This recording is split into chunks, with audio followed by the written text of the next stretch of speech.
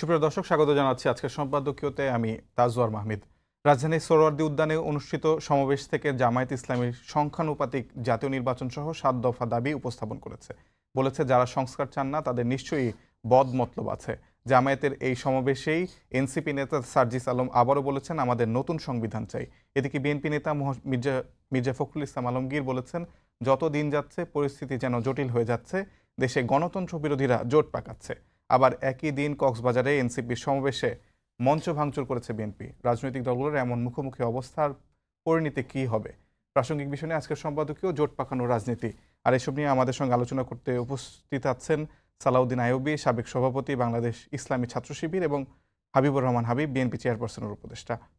দর্শক, আপনারা এই আলোচনায় অংশ নিতে পারেন, এজন্য আপনাদের ফোন করতে হবে টেলিভিশনে দেখানো নাম্বার, এছাড়া ফেসবুকের মাধ্যমে আপনাদের মন্তব্য পাঠাতে পারেন আমাদেরকে। আলোচনার শুরুতে জানিয়ে দেবো এখনকার প্রধান শিরোনামগুলো।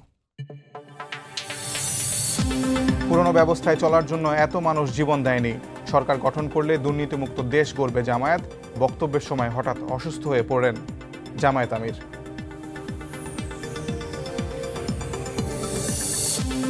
ভোট ঠেকাতে কেউ উদ্দেশ্যমূলক পরিস্থিতি সৃষ্টি করতে চাইছে কিনা প্রশ্ন বিএনপির। গণতন্ত্র বিরোধীদের ষড়যন্ত্র ঠেকাতে দ্রুত নির্বাচনের দাবি। ৭১ প্রশ্নে আপোষ নয়। পরিবার ও মাফিয়াতন্ত্র আর চলবে না। ৩রা আগস্ট জুলাই ঘোষণাপত্র আদায়ের ডাক এনসিপির। বিএনপি নেতা সালাউদ্দিনকে ইঙ্গিত করে বক্তব্যের জেরে চকরিয়ার পথসভা ভণ্ডুল। ফিলিং স্টেশনে সিলিন্ডারের লিকেজ মেরামতের সময় রংপুরে ভয়াবহ বিস্ফোরণ। নিহত ১, আহত অন্তত ২০। বাস, প্রাইভেট কার, অ্যাম্বুলেন্স সহ ক্ষতিগ্রস্ত ২৫টি গাড়ি।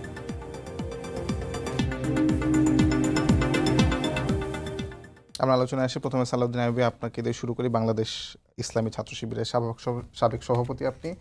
ছোট্ট করে বলবেন, জামায়াত আমির অসুস্থ হয়ে পড়েছিলেন আজকে মঞ্চে, তার শারীরিক অবস্থা কি ছোট্ট করে আমরা একটু জানতে চাই। ধন্যবাদ আপনাকে, ধন্যবাদ সম্মানিত হাবিবুর রহমান হাবিব, উপস্থিত সম্মানিত দর্শকবৃন্দ। আপনারা দেখেছেন লাইভ চলাকালীন অবস্থায় বাংলাদেশ জামায়াত ইসলামী সম্মানিত আমির, তিনি ৪০ মিনিট বক্তব্য দেওয়ার কথা ছিল নির্ধারিত শিডিউল অনুযায়ী। সে আলোকে তিনি তার বক্তব্য শুরু করেছিলেন। ৪ থেকে ৫ মিনিট উনি বক্তব্য দেওয়ার পরে উনি শারীরিকভাবে অসুস্থ হয়ে পড়েন এবং হঠাৎ করেই তিনি একবারে মাটিতে পড়ে যান। ৩০ সেকেন্ডের মধ্যে উনি স্বাভাবিকভাবে আবার দাঁড়িয়ে তার বক্তব্য শুরু করেন। বক্তব্য শুরু করে ৩০ সেকেন্ড অথবা ১ মিনিট চলার পরে তিনি আবার অসুস্থ হয়ে পড়ে যান। অসুস্থ হয়ে পড়ে যাওয়ার পর আবার তিনি বসে তার বক্তব্যের কিয়দ অংশ অর্থাৎ শেষ অংশ, চুম্বক অংশটুকু দিয়ে তার সর্বোচ্চ তিনি ৫ থেকে ৭ মিনিট কথা বলেন। তারপর তাকে সেখান থেকে রাজধানীর ইবনে সিনা মেডিকেল হাসপাতালে নেওয়া হয়। সেখান থেকে সব ধরনের পরীক্ষা করা হয়। আমি সেখানে উপস্থিত ছিলাম। শুরু থেকেই আমির জামাতের অবস্থা তুলনামূলক যেটা ধারণা করা হচ্ছিল, আলহামদুলিল্লাহ তার চেয়ে স্বাভাবিক ছিল। তিনি সব ধরনের পরীক্ষা শেষ করে ডাক্তারদের পরামর্শের আলোকে কিছুক্ষণ আগে বাসায় ফিরেছেন। এখন স্বাভাবিকভাবে আলহামদুলিল্লাহ তিনি সুস্থ আছেন। অসংখ্য ধন্যবাদ, আমরা জানতে পারলাম। এবার একটু আলোচনায় অর্থাৎ সমাবেশে যেসব বক্তব্য আসলে হাইলাইটেড পয়েন্ট, সেগুলো নিয়ে যদি একটু আলোচনা করি। আপনারা মূলত সংখ্যানুপাতিক নির্বাচনের দাবি করেছেন এবং এটি সহ ৭ দফা দাবি উপস্থাপন করেছেন। সংখ্যানুপাতিক নির্বাচন দাবি আসলে কতটা যৌক্তিক মনে হয় আপনাদের কাছে এবং কেন যৌক্তিক মনে হয়, এটা একটু আমরা জানতে চাচ্ছিলাম। দেখুন, সংখ্যানুপাতিক নির্বাচনের অনেকগুলো দিক, এখানে আসলে বিস্তারিত আলোচনা করার সুযোগ নেই। বাংলাদেশের নির্বাচনী ব্যবস্থার বাইরে আমরা যদি পৃথিবীর দিকে তাকাই, পৃথিবীর প্রায় শতাধিক দেশে সংখ্যানুপাতিক নির্বাচন চলছে। পৃথিবীর মাত্র ৫৫টি দেশে বাংলাদেশে যে নির্বাচনী পদ্ধতি সেটাকে অনুসরণ করা হয়। আর এর অধিকাংশই হলো কমনওয়েলথভুক্ত, অর্থাৎ যারা ব্রিটিশ কলোনি ছিল তারা এটা অনুসরণ করে থাকে। সংখ্যানুপাতিক নির্বাচনের পদ্ধতির কয়েকটা দিক আছে, এটা কয়েক পদ্ধতিতে করা হয়, সেটা বিশ্লেষণের বিষয়।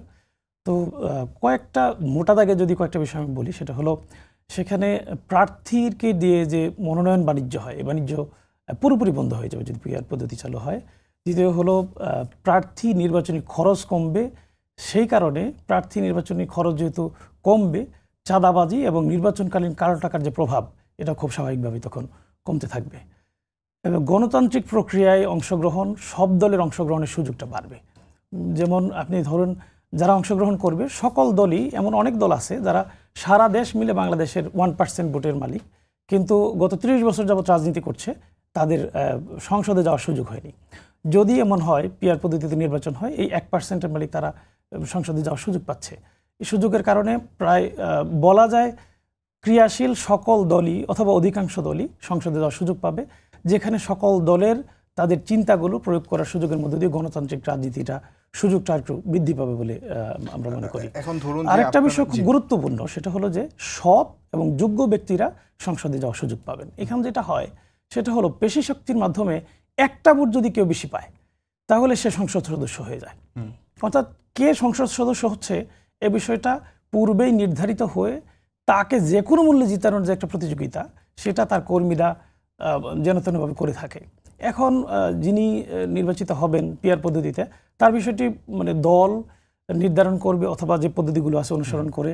অনেক সময় দেখা যাবে যে সেই ব্যক্তিও জানতে পারবে না যে তিনি আসলে এমপি হচ্ছেন কিনা, যে কারণে এই পেশি শক্তি প্রয়োগ করে অসৎ ব্যক্তি এই ধরনের ব্যক্তিরা নির্বাচিত হওয়ার সুযোগ বিষয়টা আপনি বলছেন যে দল নির্ধারণ করবে। ধরেন আপনার দল নিশ্চয় সিরিয়াল অনুযায়ী 1 থেকে 50 পর্যন্ত, 1 থেকে 300 পর্যন্ত একটা সিরিয়াল করবে, 1 2 3 4 প্রায়োরিটি বেসিসে তারা আসলে সংসদে যাবে। ধরুন পটুয়াখালী 4 আসন কিংবা পাবনা 2 আসন, সেখানে যিনি আসলে বেশি ভোট পেলেন এবং যিনি আসলে সংসদে চাচ্ছেন, দেখা গেল যে পিআর পদ্ধতিতে আপনারা তার সিরিয়াল হয়তো আপনাদের দলীয় ক্রমিক অনুযায়ী হয়তো মানে 299 নাম্বারে 300 নাম্বার পদের বিবেচনায় তিনি পিছিয়ে আছেন, কিন্তু তিনি সেই তার আসলে তার মানুষের কাছ থেকে আসলে তিনি বেশি ভোট পেয়েছেন।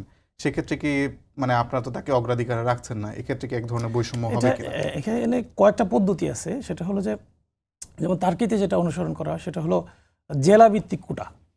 প্রতি জেলা থেকে নির্ধারিত সংখ্যক ভোট যিনি পাবেন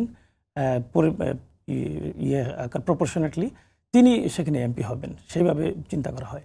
যে কারণে জেলায় যিনি যোগ্য ব্যক্তি তিনি যদি যোগ্য হন, পদের দিক থেকে বা দলের বিবেচনায় তিনি যদি পিছিয়েও থাকেন, জেলা কোটায় তিনি হতে পারেন। এইভাবে কয়েকটা পদ্ধতি অনুসরণ করা হয়, সেগুলো আসলে বিশ্লেষণের বিষয়।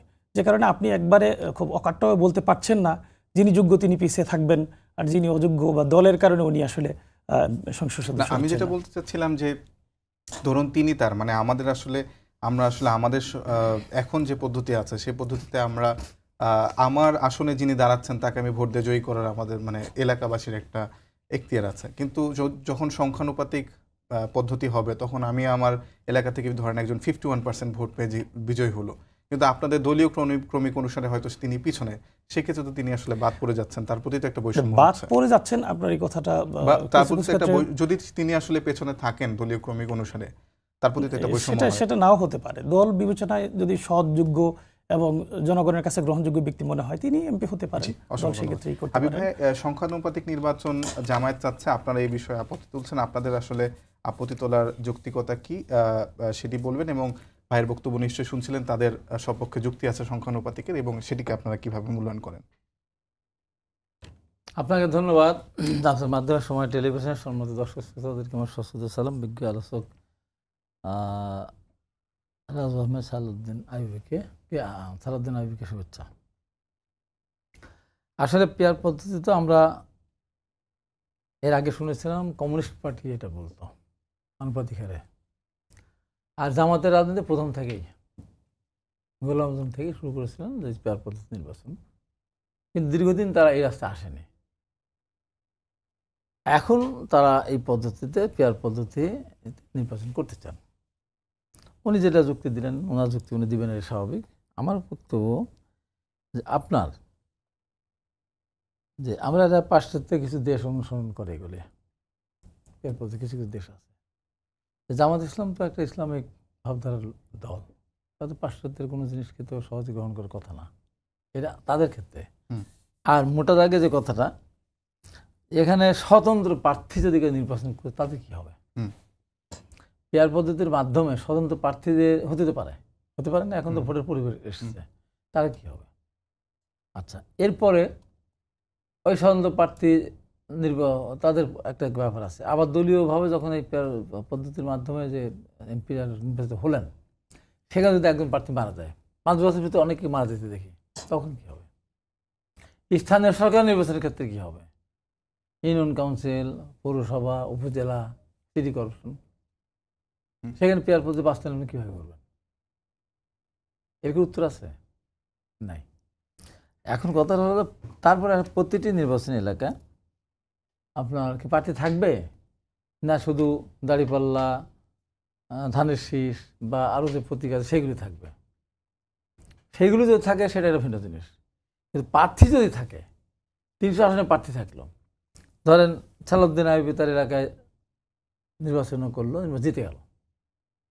তো এখন তার ওই এলাকাতে অন্য এলাকায় ধরেন আপনার প্রার্থীগুলি লোকালে জিতে গেল। পেয়ার সিস্টেমে যখন আসবেন, পদ্ধতি যখন আসবে, তখন কাদেরকে বাদ দেবেন? এলাকাতে নির্বাচিত জনগণের ভোটে নির্বাচিত, তাদেরকে বাদ দেবেন কীভাবে? আপনার কীভাবে বাদ দেবেন? অনেক ঝামেলা আছে। তারা দলীয় সমঝোতার ভিত্তিতে বাদ দলীয় আমি জিতে আসছি, আমি ছাড়বো কেন? আমার এলাকা উনি জিতে আসবেন, ছাড়বেন কেন? সেটা দল ডিল করবে না, দল দেখে করবেন তা। উনি এখন ধর ওনার ওখানে আমাকে পাঠালেন, উনি যদি গেছেন, আমার দলের একটা সিস্টেমে চলে আসলো, আমার দল এই জায়গায় আমার দরকার, আমাকে দিয়ে ছাড়বে? এটা ছাড়ার কোনো সুযোগ আছে? এখন এই যে পদ্ধতিগুলি, এখন আমি একটা জিনিস মনে করি, ছোটো ছোটো যে দলগুলি আছে, যেমন ধর আপনার কমিউনিস্ট পার্টি বলেন, তারা প্রথম চেয়েছিল, প্রথমত তাদের দাবি ছিল এটা। আরও ছোটো ছোটো দল যেগুলি আছে, মান্না ভাই আছে, শাকির আছে, তারা কিন্তু পেয়ার সিস্টেম চাচ্ছে না, এবং তারা নির্বাচনও দিতে চাচ্ছে। তারা নির্বাচনে জয়লাভ করবে এমনও সম্ভাবনা তাদের নেই। কিন্তু দেশের স্বাধীনতার পক্ষে শক্তি তারা, গণতন্ত্রের শক্তি তারা, প্রগতির রাজনীতি করে তারা। তারা যে কোনো মূল্যে দেশে একটা নির্বাচিত সরকার আসা উচিত বলে তার নির্বাচনের পক্ষে। আর এই নির্বাচন চাচ্ছে না কারা? যারা এখন ক্ষমতা ভোগ করতেছে। তারপরে জামাত ইসলাম অনেক ক্ষমতা ভোগ করতেছে, এনসিপিতে ক্ষমতায় আসেই, ইসলামিক আপনি কি বলে চরমনায় যারা, তারাও ক্ষমতা ভোগ করতেছে। কিভাবে ক্ষমতা ভোগ করছে? এখন তো ধরেন কোনো সরকার নেই, যে যেমন ভাবে আছে সে তেমনভাবে তার জায়গায় সে তার ক্ষমতা প্রয়োগ করতেছে, বাধা তো কিছু নেই, বা যে যেভাবে করতেছে। তো এখন ধরেন এনসিপি যারা বা যারা সমন্বয়ক ছিল, আপনি যান জেলায় জেলায় যান, ডিসি অফিসে গিয়ে তারা বলতেছে এটা করতে হবে।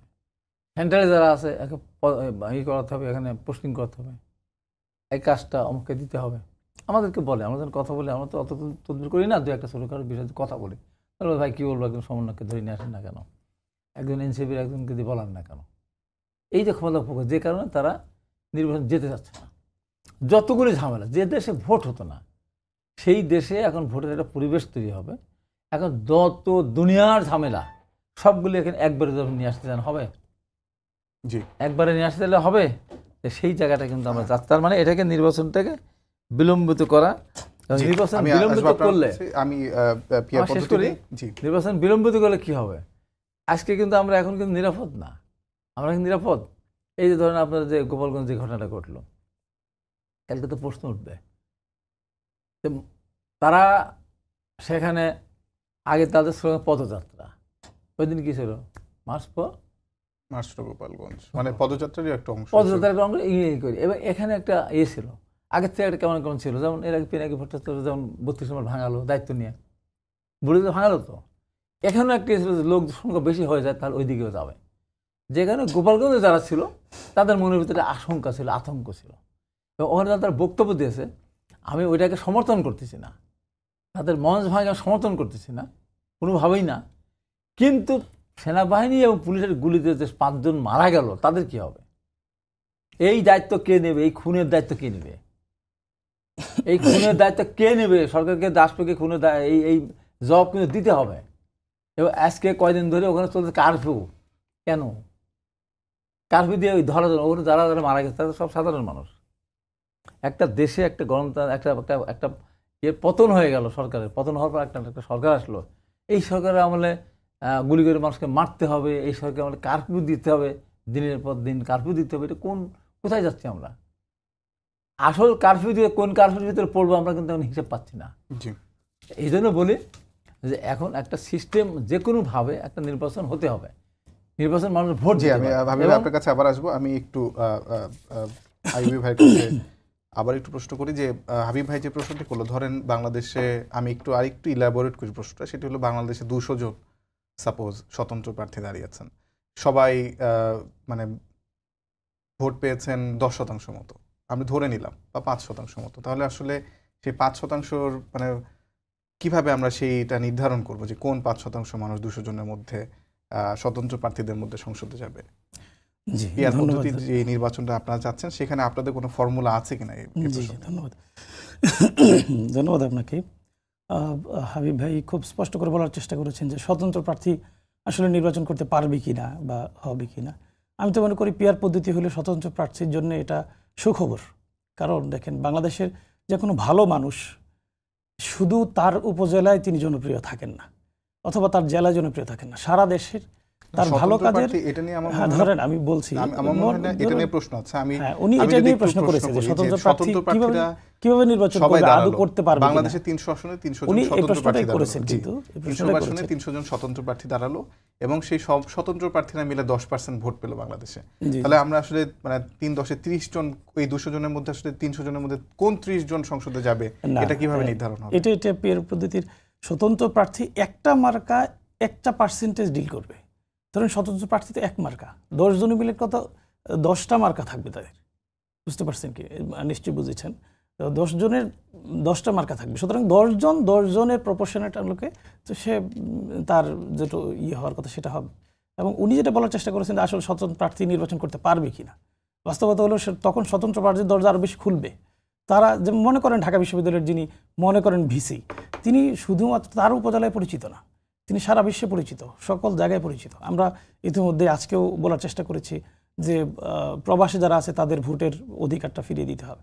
পুরো পৃথিবী থেকে তাকে ভোট দিতে পারবে এবং তিনি যদি তার মেধা যোগ্যতা দিয়ে জনগণের কাছে জনপ্রিয় হন, তিনি ভোট পাইলে তিনি এমপি হতে পারবেন। তার জন্য সারা দেশ থেকে এই সুযোগটা তৈরি হচ্ছে।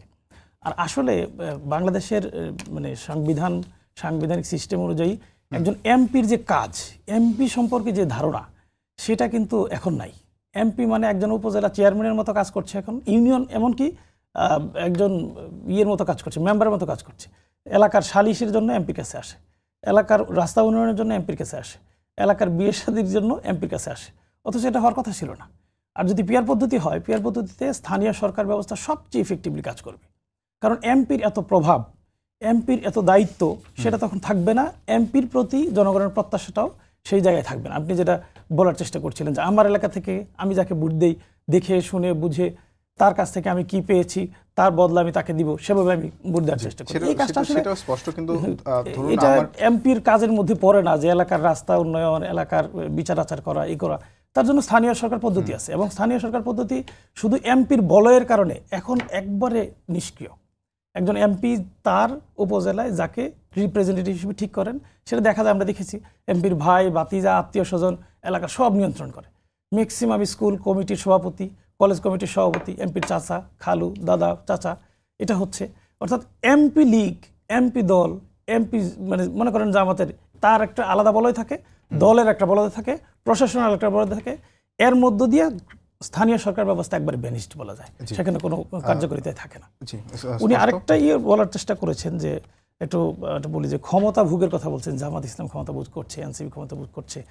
আমি তো মনে করি এখন ক্ষমতা ভোগের যদি তুলনামূলক করেন, সেটা হলো যে আগের যে স্বৈরতান্ত্রিক মানসিকতা ছিল, ফেসিবাদী মানসিকতা ছিল, এক দল যা বলবে, এক ব্যক্তি যা বলবে, শতভাগ তাই হবে, এইটা থেকে কিছুটা প্রশাসন বেরিয়ে এসেছে। এখন প্রশাসন জনগণের কথা শোনার সুযোগ পাচ্ছে। সাধারণ ছোট একজন দলের প্রতিনিধি, একটা কমিউনিটির প্রতিনিধি গেলে এক প্রশাসন তার কথা শোনার সুযোগ পাচ্ছে।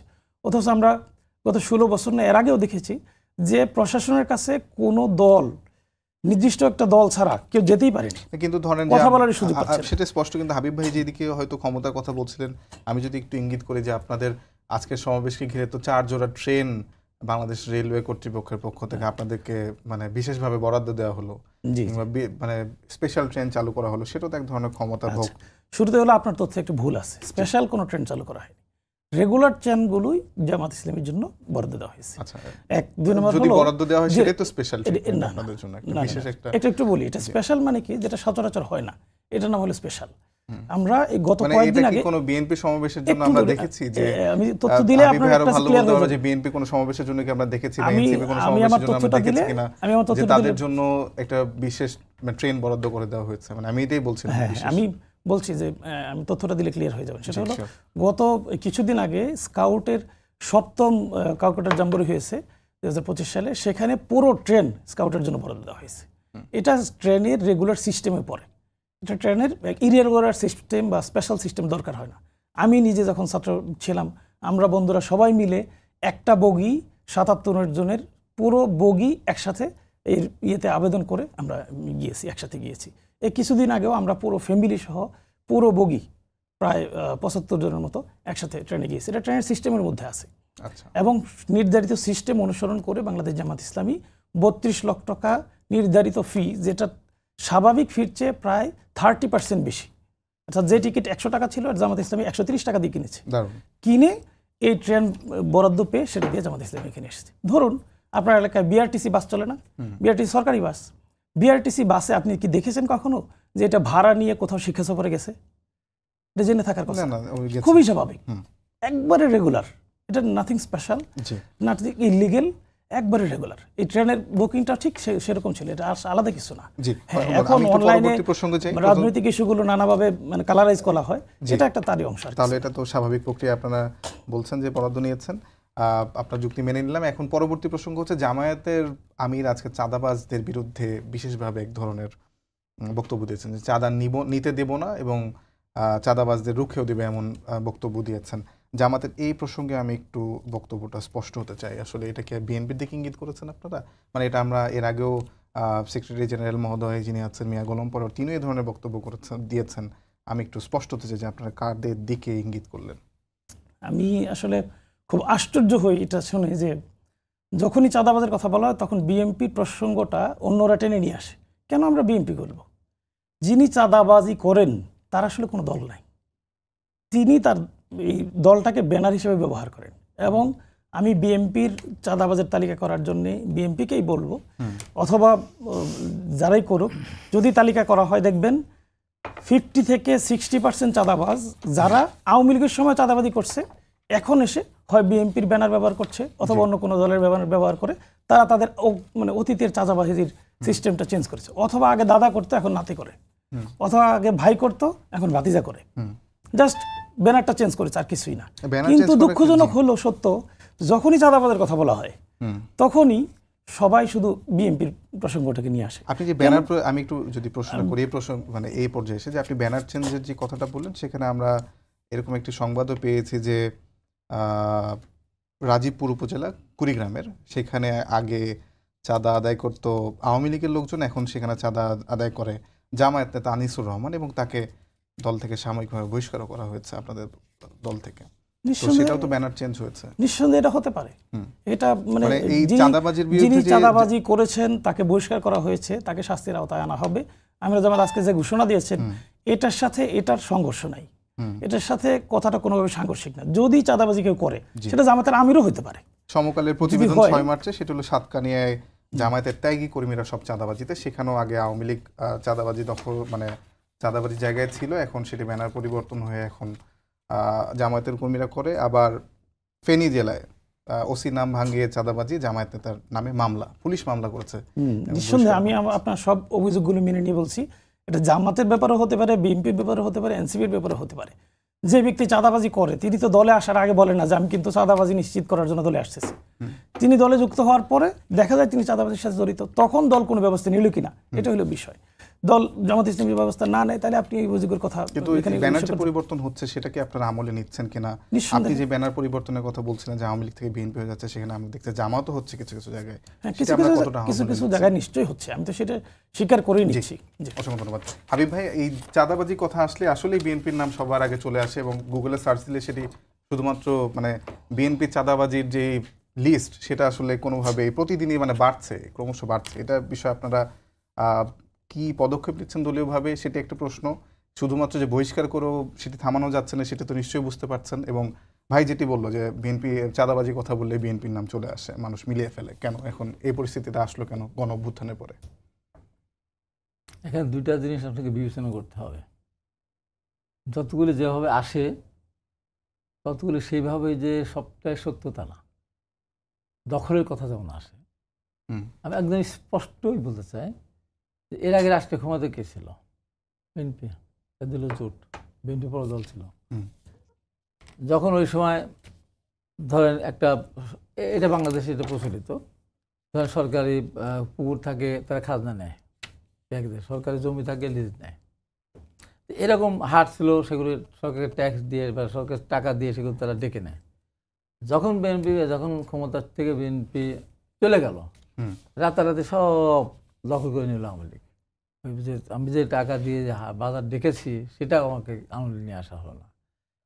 বাস স্ট্যান্ডগুলি আমরা যে সেখানে মিলেমিশে ছিলাম, সেখানে আওয়ামী লীগ এসে বিএনপিকে বের করে দিল।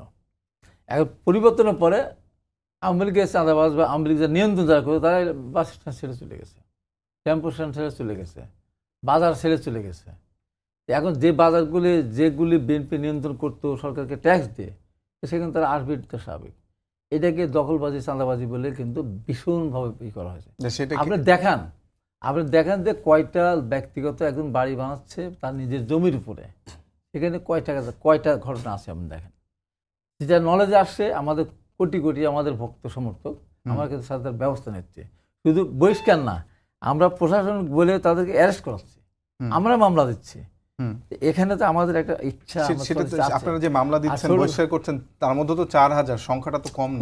আমাদের কর্মী কয় লক্ষ আছে? আপনারা আসলে যেগুলো কর্মী আছে কত লক্ষ আছে বলেন, আমাদের কর্মী কত লক্ষ আছে? তো মামলার সময় হিসাব করেন আমাদের কত লক্ষ লোক মামলা গিয়েছে, আমরা মামলাতে এগিয়েছিলাম। কত লক্ষ মানুষ আমরা বাড়ি ছাড়া ছিলাম, কত লক্ষ না কয় কোটি মানুষ আমরা জুম্মার নামাজ পড়তে পারিনি। না সেটা তো বটেই, মানে সেজন্য তো চাঁদাবাজি করা এখন তো মানে হালাল হয়ে যাবে। বৈধতা বলতেছি না, আমাদের লোকদের বাড়ি ঘর জ্বালিয়ে দিয়ে, মানে গুলি করে মোষ ছাগল ভেড়া নিয়ে জবাই করে খেয়ে তারা সব ইত্যাদি করে। স্বাভাবিকভাবে কিছু আক্রোশ কিছু হয়েছে, স্বাভাবিক। আপনার ভাইকে মেরে ফেললে আপনার কী করবেন? তারপরও বিএনপি এবং আমাদের নেতা তারেক রহমান কিন্তু 100 বার না 1000 বার ধন্যবাদ দেওয়া উচিত। আওয়ামী লীগ যে অত্যাচার আমাদের উপর করেছে, আমরা কোনো সমাবেশ গিয়ে নদীর সাঁতরে গেছি, কলার গাছকে ভেলা বানিয়ে আমরা গেছি, পায়ে হেঁটে গেছি, রান্নার পানি ঢেলে দিয়েছে, বোনকে নিয়ে গেছে, ভাইকে গুম করেছে, বাপকে মেরে ফেলেছে। তারপরেও আওয়ামী লীগ নিজেই বলতো যে যেদিন আওয়ামী লীগ ক্ষমতা ত্যাগ করবে, হস্তান্তর, সেদিন 5 লক্ষ লোক মারা যাবে, কম করেও রক্তের বন্যা বয়ে যাবে। একটা লোক মারা গেছে। এমন বার্তা তারেক রহমান দিয়েছিলেন যে খবরদার, আপনার যা হোক, যে কতগুলো বললাম, এসে বিভৎস ঘটনা তো ঘটে থাকে, আইন হাতে তুলে নেবেন না। কিন্তু এই পৃথিবীতে এই উদাহরণ আমরা দেখাতে পারবেন না। আমরা সেই উদাহরণ দেখছি। আবার হাবিব ভাই, এমন উদাহরণ তো দেখছি যে মিটফোর্ড হাসপাতালের সামনে যেভাবে পাথর মেরে হত্যা করা হচ্ছে, সেরকম উদাহরণ তো আমরা দেখতে চাই না নিশ্চয়ই। এই ঘটনা, পাথর মারার যে ঘটনাটা, এটাকে আমরা অনু করেছি, আমরা সাথে সাথে বহিষ্কার করেছি, যে কজন ছেলে বহিষ্কার করেছি, ওই ছেলে এদের সাথেই ঘুরতো। তারপর ওরা আমি জাস্টিফাই করতে চাচ্ছি না, আমরা সাথে সাথে তাকে বহিষ্কার করেছি। আমাদের আইনজীবীরা আমার বলেছে মামলা দেওয়ার জন্য, আমাদের কোনো আইনজীবী, তাদের আইনজীবী নিয়োগ হচ্ছে না, আমাদের আইনজীবীরা বলে দিচ্ছে। তো এই মারলো ওরা, এদের চাঁদাবাজির মামলা না তো, এটা ভাঙড়ির ব্যবসায়িক, ওদের ব্যক্তিগত দ্বন্দ্ব, রাজনীতিক কোনো দ্বন্দ্ব নয়। তাই বলে আপনি বলবেন সে হাসিনা গেছে যে পথে, তারেক রহমান যাবে সে পথে, তাই বলে বলবেন চাঁদা ওঠে পল্টনে, লন্ডনে, তাই বলে জিয়া রহমান ছবি পাঠাবেন, জিয়া রহমান ছবিটা প্রস্তাব করে দিবেন, সমস্ত বিএনপি সব বিলবোর্ড ভেঙে ফেলবেন। এই যে বিভৎসতা কারা করতেছে, এগুলি এই শ্রম কারা দিচ্ছে, এই যে অরাজকতা সৃষ্টি করে কারা দিচ্ছে, এরা করতেছে। এবং এই স্লোগান যেদিনে যে এখানে হলো আপনার শাহবাগে, যখন যে আওয়ামী লীগ নিষিদ্ধ করে আসলো, তাতে কি স্লোগান শুনলাম, ভুয়া ভুয়া বিএনপি ভুয়া। তারপর স্লোগান হলো গোলাম আজমের বাংলাদেশে আমাকে ঠাঁই নাই, নিজের বাংলাদেশ। এই সমস্ত স্লোগান যখন আসে তখন কী হয়, তখন হয়টা কি? তাই কারণ জামাত ইসলাম এখানে স্বাধীনতা যুদ্ধের সময় তারা, আমি কয়েকদিন আগে সবি সাহেব বলেছে, আমরা মুক্তিতে অংশগ্রহণ করি নাই, আমরা এক পাকিস্তান রাখতে চেয়েছিলাম, এরকম বড় ব্যাপার নয়। এক পাকিস্তান রাখতে গিয়ে কত লক্ষ মানুষকে ইজ্জত দিতে হয়েছে, মেয়েদের কত ঘর বাড়ি চালিয়েছে, কত মানুষকে হত্যা করেছে, কত মানুষ বাড়িঘর ছাড়া হয়েছে, এদেশ ছাড়া হয়েছে, হিসাব আছে। তো এখন তারা যদি বিএনপিকে নিয়ে এই স্লোগান দেয়, তাহলে এটা তো খুব কষ্টের ব্যাপার, দুঃখের ব্যাপার। তো আমরা কোনোদিনও আমরা এনসিপির বিরুদ্ধে বক্তব্য দেইনি, আমরা কোনোদিন জামাত ইসলামের বিরুদ্ধে বক্তব্য দিইনি, আমরা বক্তব্য দিতে পারি না। তো আমরা তাদের কোলের ভিতরে, পেটের মধ্যে করে রাখছে। জামাত ইসলামকে আমাদের কাছে রাখার কারণে আমাদের কত আমাদের কথা শুনতে হয়েছে। বাংলাদেশ যতদিন থাকবে ততদিন বেগম খালেদার মতো যেভাবে আপনারা মুক্তিযুদ্ধ প্রসঙ্গটা যেভাবে আনছেন, কিংবা আপনারা তো স্লোগান দিচ্ছেন যে দিল্লি গেছে স্বৈরাচার, পিন্ডি যাবে রাজা, কিন্তু ঢাকা না লন্ডন, আপনারা কি আসলে ঢাকা না লন্ডন এখন জামাত কোন করতে পারছেন না? না এখন আমরা তো আমাদের তো তারা নিজেরাই শুরু করেছে। আজহারি সাহেব কি বলছেন?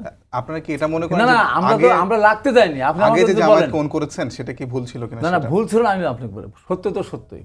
স্বাধীনতা যুদ্ধের সময় আমাদের ভূমিকা বিপক্ষে ছিল, অস্বীকার করার কোনো উপায় আছে? পৃথিবী 1000 বার সৃষ্টি হলে 1000 ধ্বংস হলে মানে ওইটাই বলে যে আমাদের ইসলাম স্বাধীনতা যুদ্ধের সময় পাকিস্তানের বিরুদ্ধে ছিল। এবং তারা এই যে আমার পতনের পরে আজহারি সাহেবের মতো লোক তিনি পালি মানুষে চলে গেছিলেন। কত সুন্দর চেহারা, কত সুন্দর বক্তব্য শুনতাম। উনি গিয়ে যশোরে একটা জালসা থেকে বললেন এক ডাকাত গিয়েছে আর একজন ডাকাত করা শুরু করছে বিএনপিকে উল্লেখ করে। কথায় কথা বিএনপিকে টার্গেট করতে পারে জামাত। এই যে দেখেন আপনার আমাদের ভারপ্রাপ্ত চেয়ারম্যানের সঙ্গে কত সুন্দর একটা আলোচনা হলো লন্ডনে। আপনার ধরনের যে IMF থেকে শুরু করে বিভিন্ন তারা আমাদের এখন নতুন করে বাংলাদেশে একটা নির্বাচন হবে, অর্থ ছাড় করা শুরু করলো, ইনভেস্টাররা মনে করলো তারা আসবে। আপনার ওই যে ঐক্যমত পরিষদের মিটিংয়ে সবাই গেল, এনসিপি পর্যন্ত গেছে, জামাত সাহেব গেল না। ওই তারেক রহমান কে তারেক রহমান সে আপনার ডক্টর ইউনূসের সাথে দ্বিপাক্ষিক বৈঠক করে যুক্ত সিগনেচার আসে, ইস্তেহার আসে, কেন এই জামাতের বলতে পারে? জামাতকে সাথে জামাত, আমি বলি আজকে জামাত বিএনপির সাথে 91 সালে কিছুটা সমন্বয় করে, যেখানে জামাতের অবস্থান ভালো তখন বিএনপি সেখানে ভোট দিয়েছে, যেখানে বিএনপি অবস্থা ভালো জামাত ভোট দিয়েছে। এবং 91 সালে 2টি আসনও সংরক্ষিত আসন জামাতকে দিয়েছিল। সেই জামাত কিন্তু 94 সালে গিয়ে আওয়ামী লীগের সাথে আন্দোলন করলো এবং সংসদ থেকে পদত্যাগ করলো। তারপরে জামাত আওয়ামী লীগকে বিএনপিকে ছেড়ে যখন নির্বাচন করলো 91 সালে সিট পেয়েছিল 17-18টা। যখন 96 সালে নির্বাচন করলো বিএনপিকে ছেড়ে, বিএনপি কিন্তু 116টা আসন পেয়েছিল, জামাত আসন পেয়েছিল মাত্র 3টা। এটা বুঝতে হবে যে বিএনপি জামাতের সেফগার্ড। বিএনপি শত অহবাদ নিয়েও কিন্তু জামাতকে ইতি রাখছে, কিন্তু জামাত একটু ছাড় দেয় না, কথা দিয়ে স্লোগানগুলি দেয়। এবার আমাদের এই যে ছবিগুলি ভাঙলো যে বিভিন্ন জায়গায়, এনসিপিকে এত ক্ষমতাশালী, এই যে জিনিসগুলি আমরা এনসিপির বিরুদ্ধে বলতে চাই না এই কারণে, এনসিপি তো আমাদের প্রতিদ্বন্দ্বী না, ওরা নতুন দল করছে, ওরা সামনে এগিয়ে যায়। কিন্তু তারা যেসব ভাষায় কথা বলে, আমার নেতাদের সম্বন্ধে যেসব কথা বলে, এইসব ভাষাকে শোনা যায়। জি, আমরা আসবো আপনার কাছে। আইবি ভাই, আপনার কিছু বলার আছে কিনা? হাবিব ভাই অনেকগুলো অভিযোগ করেছে জামায়াতের বিরুদ্ধে। জি, ঠিক আছে, আমি ছোট করে 3 মিনিটে বলবেন। যে আবারও একটা বিশেষভাবে উল্লেখ করতে চাই, সেটা হলো যখনই দেশের জন্য প্রয়োজনীয় কোনো কথা কোনো বিশেষ ব্যক্তি বলেন, তখন এটা কেন যেন বিএনপি নিজের ঘাড়ে নিয়ে নেন। আজহারি সাহেব ডাকাত একটা গেছে, আরেকটা আসতে বলছে, বিএনপিকে বলেছে। উনি পরবর্তীতে আরেকটা মাহফিলে কিন্তু এটা ক্ল্যারিফাই করেছেন, বলেছেন যে আমি তো বিএনপিকে মেনশন করিনি। এরপরেও ওনারা এটা ওন করছেন যে এটা বিএনপিকে বলা হয়েছে। এটা আসলে মানে আমার কাছে মনে হয় না রাজনৈতিক দিক থেকে এটা পরিপক্ক চিন্তা। দ্বিতীয় হলো চাঁদাবাজের কাকে বলছে এটা? আর কি ডাকাতের প্রসঙ্গ তো ডাকাত পর্যন্ত থাকতে পারে, এটা রাজনীতিতে নাও আসতে পারে, এটা খুব স্বাভাবিক। এক ধরনের পুকুর চুরি করেছে, ডাকাতি করেছে, লক্ষ লক্ষ কোটি টাকা বিভিন্ন ব্যক্তি বিভিন্ন মাধ্যমে বিভিন্ন সিস্টেমে বিভিন্ন জায়গা থেকে করেছে। সেই ব্যক্তিগুলো পরিবর্তন হয়ে নতুন ব্যক্তি আসতে পারে, এখানে রাজনীতির প্রসঙ্গ নাও আসতে পারে। অনেক আমলারা করেছে, আমরা দেখেছি পুলিশের প্রধান ছিল, তার মানে একজন পুলিশের প্রধান, তার অবৈধ সম্পদের পরিমাণ 1283 বিঘা নতুন জমি তার পাওয়া গেছে। একজন মতিউর কত কোটি টাকার সম্পদের মালিক হয়েছে। এরা কি ডাকাত না? এরা কি বিএনপির লোক বা এরা কি আওয়ামী লীগের লোক? আমি তো মনে করি না। এরা মানে রাষ্ট্রকে ব্যবহার করেছে, দলকে ব্যবহার করেছে, অথবা সুবিধা নিয়ে তারা বিক্রি করেছে। এই জায়গায় নতুন ডাকাত আসতে পারে, কিন্তু কেন যেন বিএনপি এটাকে নিজেদের ঘাড়ে নিয়ে, আমি মনে করি বিএনপির ব্যাপারে চাঁদাবাজির যেই প্রসঙ্গ আসলে মানুষ মনে করে এটা বিএনপি নিজেকে এই জায়গায় নিয়ে গেছে। কারণ হলো বিএনপি যে কোনো ইস্যুকে, যেমন জামাত আজকে বক্তব্য দিয়েছে, আমি একবারে শুরু থেকে সকাল 8:30 থেকে আমিরে জামাতের পর্যন্ত উপস্থিত ছিলাম সমাবেশে, একবারের জন্য বিএনপির নাম উচ্চারণ হয়নি, বিএনপির ব্যাপারে কোনো কথা বলা হয়নি। এরপরও আপনি প্রশ্ন করেছেন যে আজকেও আমিরে জামাত চাঁদাবাজির কথা বলেছেন, চাঁদাবাজির ব্যাপারে বিএনপিকে ইঙ্গিত করা হয়েছে। কেন? পুরো সমাবেশে প্রায় 3.5 ঘন্টা বক্তব্য হয়েছে, একবারও বিএনপির কথা উল্লেখ হয়নি। এরপরও দেশের মানুষের মনে মনে দেখবেন বিএনপির কথা চলে আসতেছে। এই কথাটা তো বিএনপি ঘুরিয়ে ফিরে নিজেদের ঘাড়ে নিয়ে যায়। এই জায়গায় না নিলেই হয়। যারা সন্ত্রাসী, যারা চাঁদাবাজি, তাদের ব্যাপারে তারা অ্যাকশনে যাচ্ছে। এটার উপর স্ট্রিক্ট থাকলে চাঁদাবাজির ব্যাপারে বিএনপিও শক্ত করে কথা কথা বললে মানুষ তাদেরকে গ্রহণ করবে।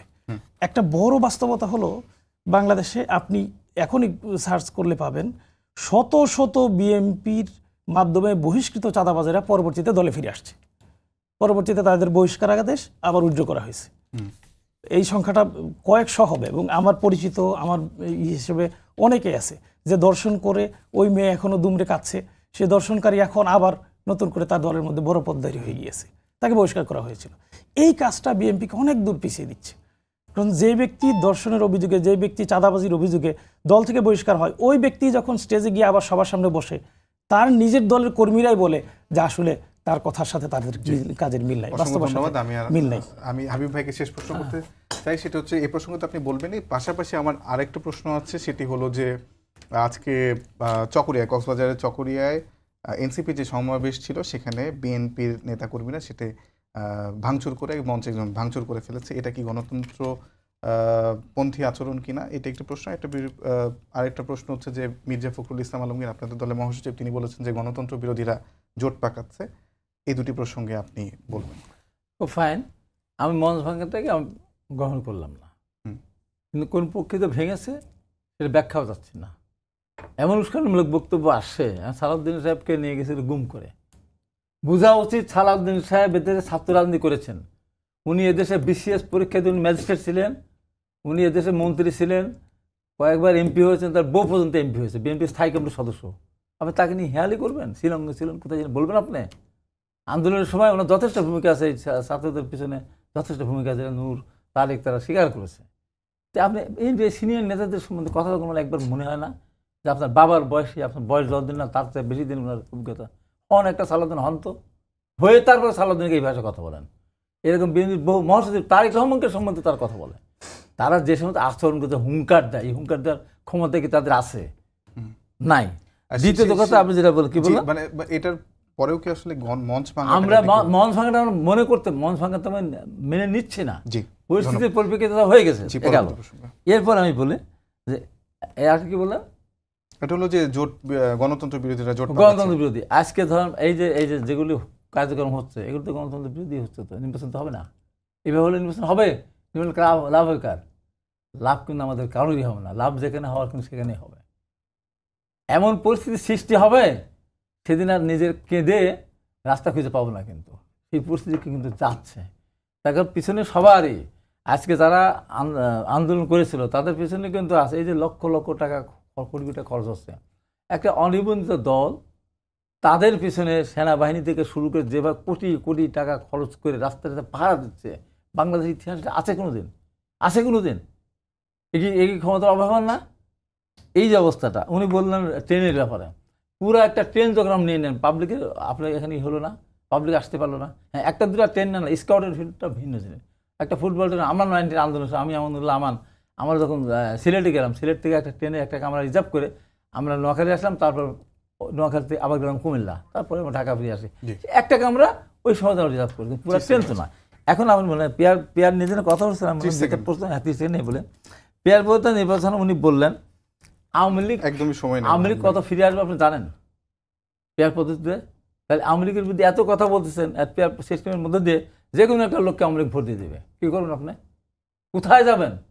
কুল খিচে পাবেন না। তারপরে আপনার ওই যে এই যে বললেন যে কী বলে এখানে স্থানীয় সরকার, আরে ও এমনি এমপি হলেও স্থানীয় সরকার, আবার পেয়ার পদ্ধতি আসে বলে স্থানীয়, এটার সাথে কোনো সম্পর্ক মনে করেন? কথা বলি, সব বাদ দিয়ে দুজনকে ধন্যবাদ আমাদের সঙ্গে এতক্ষণ উপস্থিত থাকার জন্য। সবাইকে ধন্যবাদ জানিয়ে শেষ করছি আজকের সম্পাদকীয়। আগামীকাল আবারও দেখা হবে একই সময়। শুভরাত্রি।